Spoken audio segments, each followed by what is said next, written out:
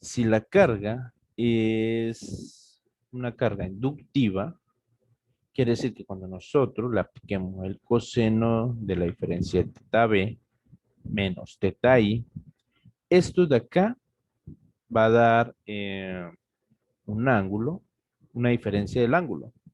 Y el coseno de ese ángulo nos va a dar un valor entre 0 y 1. Entre ese valor baje más, se aleje más del 1, me refiero a 0,98, 95, 0,90, quiere decir que hay más carga inductiva. Eh, Ahora, ese factor de potencia que nosotros saquemos acá, podemos que el factor de potencia es el coseno phi, o sea, factor de potencia es el coseno phi, dependiendo de la carga inductiva, nos va a dar entre 0 y 1. Este es eh, bueno, es el factor de potencia, eso nos da entre 0 y 1. ¿Y qué nos indica si está en atraso o en adelanto? La carga es la que nos indica si está en atraso o en adelanto. Ya les había dicho que cuando es una carga inductiva, siempre los inductores atrasan la corriente respecto al voltaje. Cuando un inductor, el factor de potencia está en atraso. Y cuando es un capacitor, está en adelanto. Ahora, observemos que cuando nosotros sacamos la corriente a esta carga, que está compuesta por una carga resistiva, una carga inductiva, la corriente nos dio negativo. Si nosotros lo reemplazamos acá, o sea, vamos a sacar el factor de potencia a este circuito, tenemos que el coseno teta b y teta b era 0, 0 menos, por menos del ángulo sería 11,30. Observemos algo, que cuando la carga es inductiva, el ángulo del factor de potencia me va a dar positivo, ¿sí? Y el coseno phi, pues si le sacamos el coseno phi a 11 a 11,30, me va a dar 0,98. Es decir, que el factor de potencia es 0,98. Si fuera la carga capacitiva, la que teníamos acá antes, pues acá, si es una ZL, esto es si está compuesto por la parte resistiva y la parte inductiva. Si un ZL compuesto por la parte resistiva y la parte capacitiva, el coseno de teta B menos teta I, este ángulo, pues va a ser un ángulo phi, y donde el coseno de teta B sería 0 y teta I sería un número positivo. Recordemos que, bueno, que yo lo borré, lo pueden retroceder. El ángulo no era negativo, sino positivo, puede acabar negativo, hacer menos 11,30. Cuando es una carga capacitiva, este ángulo va a ser negativo. Son cosas que hay que tener cuidado. Y si le sacamos el factor de potencia a esto, pues también va a dar 0,98. Solo que acá el factor de potencia está en adelante cuando la carga es capacitiva. Lo que hay que tener en cuenta es que si al final la carga resultante de un circuito o del que estamos analizando es inductiva, el factor de potencia va a estar en atraso y si es capacitiva está en adelante. Bien, en el caso del ángulo, pues ya se invierte esto, ¿no? Porque si la diferencia de los ángulos es positivo, está en atraso y si es negativo, está en adelante, ¿cierto? Ok, bueno, ahora ya hablamos del factor de potencia, ahora vamos a hablar de la potencia compleja. Vamos a ver cómo me llevo esto. Voy a traerme esto, que es lo que más me interesa, y me lo voy a llevar para allá. Tengo que tener cuidado, no veo bien esta vaina.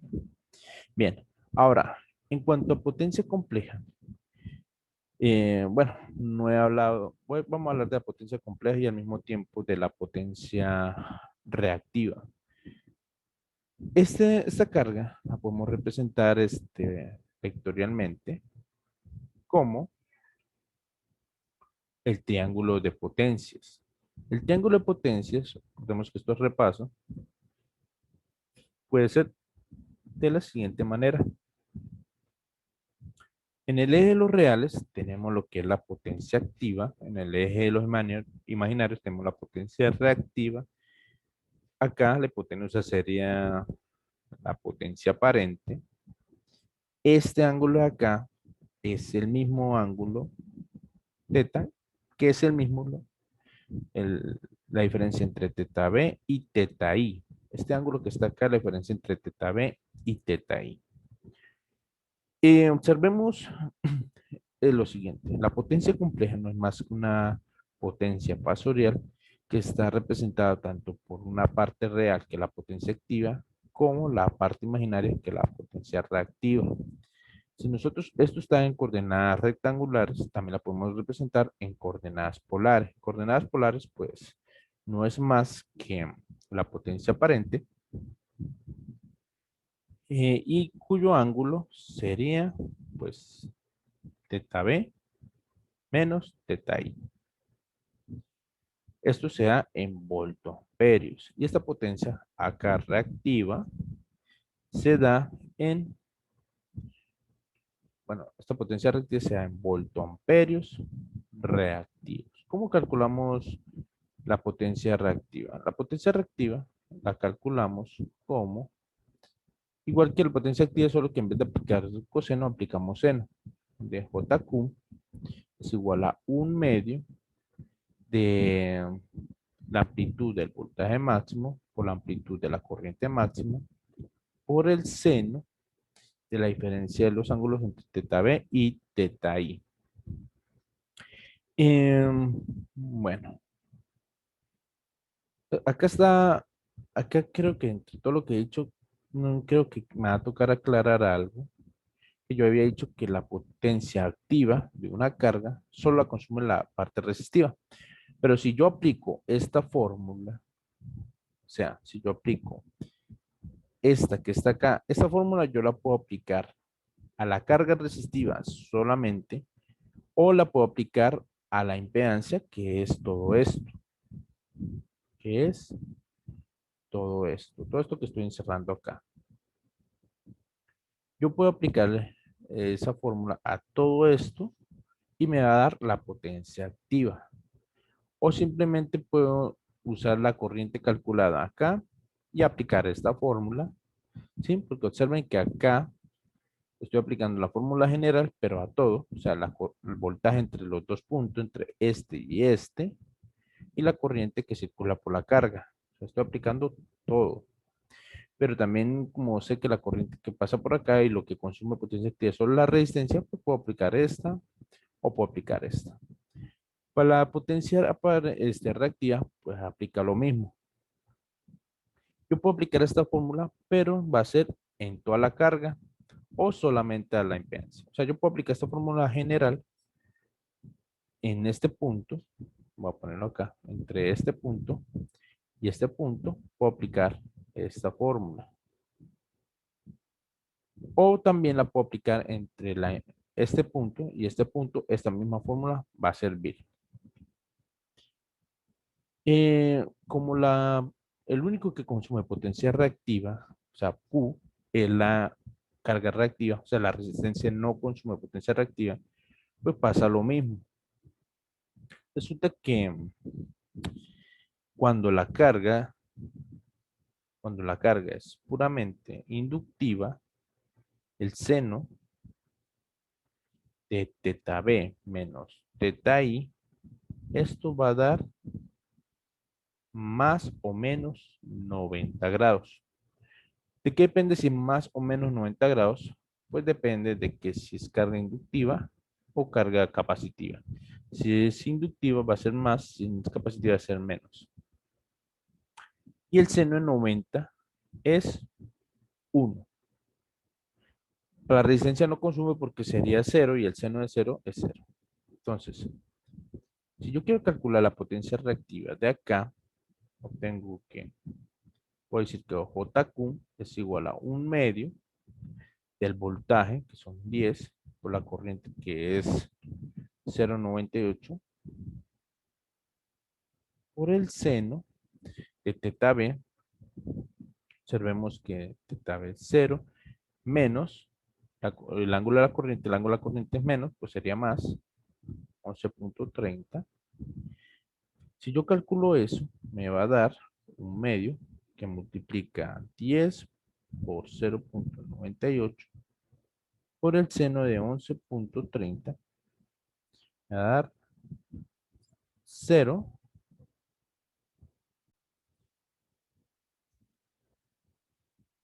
me va a dar 0,96 voltamperios reactivos.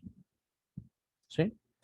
Eso es lo que me va a dar 0,96 voltamperios reactivos. Si yo, si esta no fuera una carga inductiva, sino una carga capacitiva, donde la corriente hubiera dado acá el ángulo positivo, acá hubiera quedado el ángulo negativo, hubiera dado menos 0,96. Esto también me determina que el factor de potencia está en atraso. Si la potencia reactiva da positiva, significa que está en atraso, y si da negativa, está en adelanto. Otra forma que podemos hallarla es que, como el ángulo entre de una carga inductiva, acá el voltaje y la corriente que va por acá es 90 o más o menos 90, pues sería el seno de más o menos 90 es 1 o menos 1. Entonces yo puedo decir que la potencia reactiva también la puedo calcular como un medio de la corriente máxima que circula por la carga al cuadrado por la carga inductiva. O sea, yo puedo decir un medio, la corriente que circula por esta carga inductiva, la corriente que pasa por la resistencia es la misma que pasa por la carga, 0,98 al cuadrado, que multiplica a la parte reactiva, y la parte reactiva es J2 por J2. Entonces verificamos un medio que multiplica 0,98 al cuadrado por J2. Eso me da los mismos que había determinado acá. Lo pueden verificar, no olviden la J. 0,96 voltamperios reactivos. Entonces, de esta carga, determinamos la potencia activa y la potencia reactiva. Acá, vamos a resumirlo por acá. La potencia activa, la potencia reactiva. Potencia activa me dio 4,80. 4,80 vatios la potencia reactiva. Lo hice de varias formas. Puedo usar la forma del voltaje igual. O sea, puedo usar esta fórmula.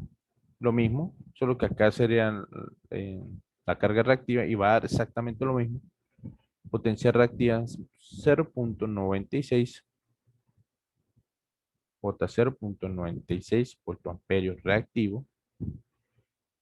Entonces, acá, de acá, si ya teniendo P y teniendo Q, ya puedo determinar la potencia compleja. La potencia compleja es P 4,80 más JQ, que es 0,96. Esto se da como voltamperios. Acá está P, acá está Q. Entonces, acá sería P 4,8, 0,96.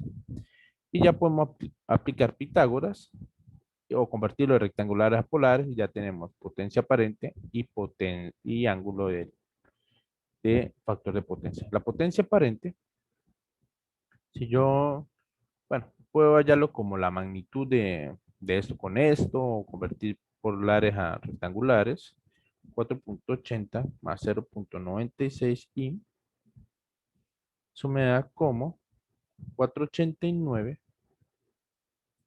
O sea, esto me da 4,89. 89 voltoamperios. La potencia aparente sea en voltoamperios. Y el ángulo, los mismos 11,30. Ok. Ese es el ángulo si el ángulo da positivo, quiere decir que está en atraso. ¿Sí? Como lo habíamos visto acá. Este ángulo es diferente al ángulo de la corriente, ¿no? Este ángulo es producto del desfase entre teta B y teta I. No vayan a confundirlo con el ángulo de la corriente, porque el ángulo del voltaje no siempre puede ser cero, puede ser otro ángulo diferente. Entonces, la diferencia entre este y este va a cambiar. Ok. Entonces, la potencia compleja también la podemos representar en coordenadas polares como la potencia aparente, que es 4,89, con un ángulo de 11,30. Otra forma de poder calcular la potencia compleja es con un medio de el voltaje por la corriente en conjugado. Observemos que acá yo puse una flechita arriba, quiere decir que son fasores. Esto es un producto fasorial. ¿Cómo es un producto fasorial?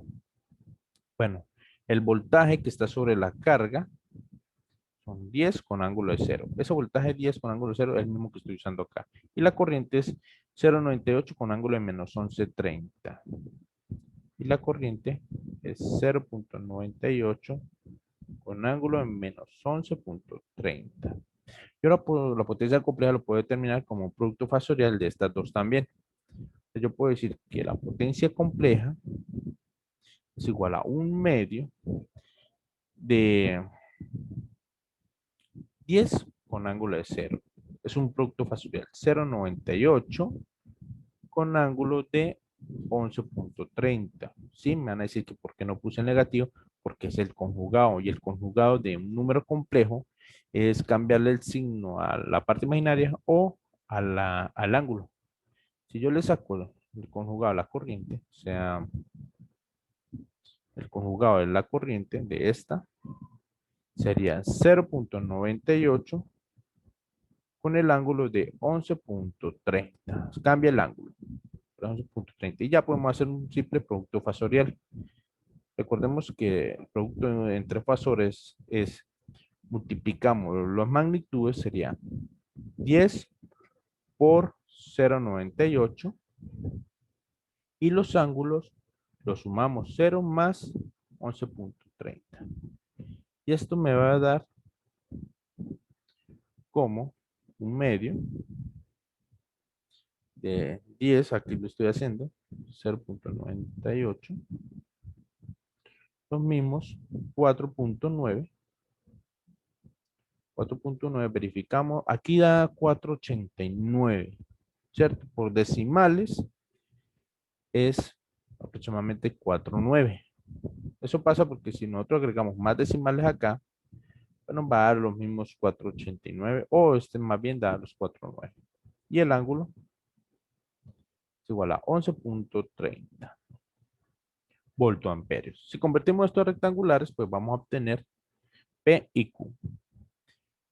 Bien, compañeros, hasta aquí voy a dejar este video. Yo sé que es bastante extenso, incluso de pronto se nos queda alguna cosita del capítulo, pero ya con esto podemos trabajar mucho mejor en los demás ejercicios porque dependiendo de lo que tengamos, voltaje o corrientes, o lo que nos pida el ejercicio, eh, sabremos qué fórmula aplicar para hacerlo mucho más rápido. Nos vemos en el próximo video.